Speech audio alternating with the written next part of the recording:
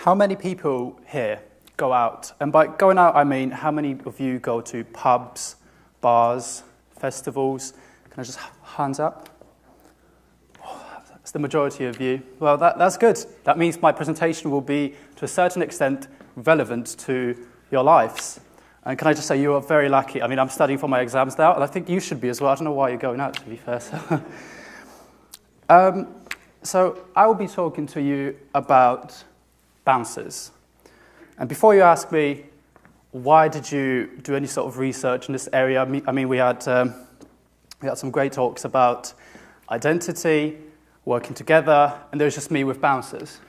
Well, basically, things have changed a lot since the key date, that is 2001, in the private security industry. And I'm here to demonstrate what has changed and whether it had a positive or negative impact. Quick history lesson. Before 2001, anyone with right physical capabilities could have worked as a security guard. Hence, we have a stereotype of a 6'5" bloke that is 18 stone that works on the door. However, things have changed in 2001 since the government now introduced something called the Security Industry Authority, who regulate the security guards and make sure that everyone who works in this industry has right mental and physical capabilities. So where do I come into this? Well, basically, I have obtained my security license from the Security Industry Authority 2 years ago, and since then I've worked in a number of venues. I've worked pubs, bars, hospitals, festivals, all sorts of places.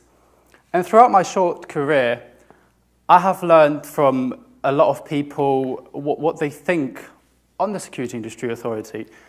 And it's very polarized. Some people believe that it's good, some people think it's bad. And I thought, Greg, you study criminology, you've done a lot on nighttime economy, so why don't you just have a look yourself?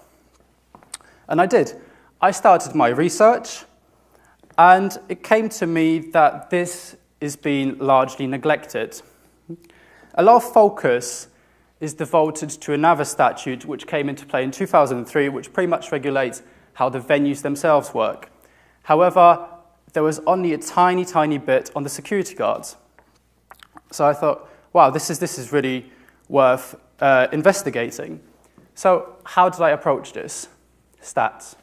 And before you all switch off, because I know how stats work on people, it's actually relatively straightforward. I used something we call Crime Survey for England and Wales.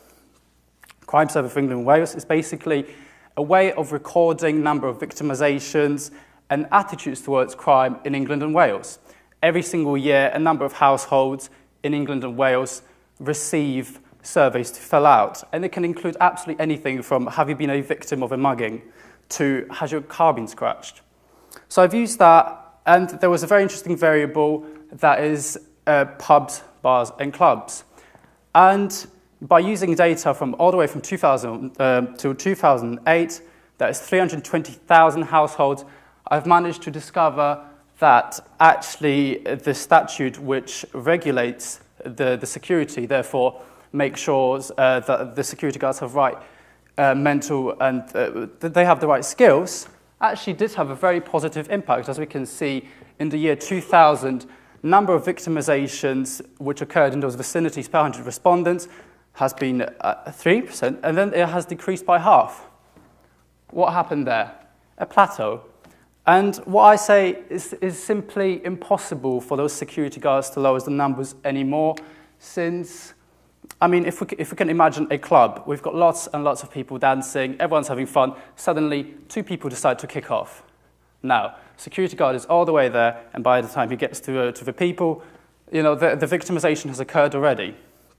So I thought, wow, this is quite cool. So my first hypothesis has been confirmed.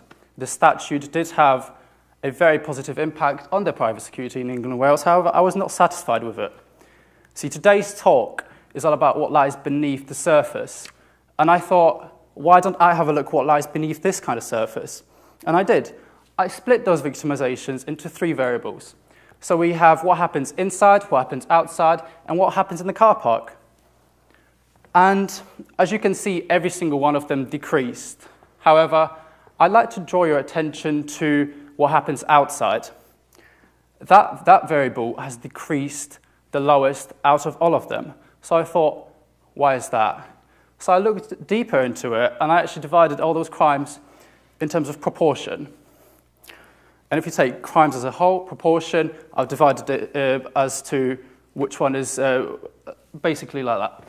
And as we can see, what happens outside has actually increased after the introduction of the statute which regulates the security. So what we can see from here is now that the security have the ability and the skills, they can avoid the liability by basically shifting whatever's bad and happens inside, they can just move it outside. But there it happens, so nothing gets done about it. And yeah, here's another one for you. Basically, the number of victimizations, serious victimizations, outside, the number of reporting for it has increased drastically since 2000. So we have the percentage of victimizations which are and are not the responsibility of the security staff. The ones which are not the responsibility of the security staff have increased by 44%. The ones which are have decreased by 14%. So what this initially just proves a bit more that basically more staff is happening outside. So now that I told you all about my research, you probably think, so what? And I think it's actually quite important to everyone here. Pretty much the majority of you here said that you do go out, you do participate in the environment. And it's important that we do even a tiny bit more to try and decrease those victimizations a tiny bit more to ensure our own safety. Private security is becoming more and more important. It's controlling private prisons run by G4S. It's controlling detention centers. It has control of our money. If you think of a guy who carries that little suitcase with the money as he takes it from the bank, that's all private security. Example, London 2012. Police were actually unable to provide a sufficient amount of officers in order to make the event safer. Therefore, a lot of it has actually been supplemented with private security. Therefore, as you can see, they are becoming more important in our lives as a whole. And due to the recent police cuts, I mean, you can possibly imagine that we are going to be shifting our attention more and more towards private security. I've done all this research in order to perhaps create a foundation for myself, for my future research in regards to this area, and what can be done, what can we do more to ensure our own safety, which I will be conducting with my assistant, Dr. Ignatans. And yeah, I'd just like to really leave you with this thought here. What can be done to ensure our safety? And next time you go out, I hope you think about it. And yeah, thank you.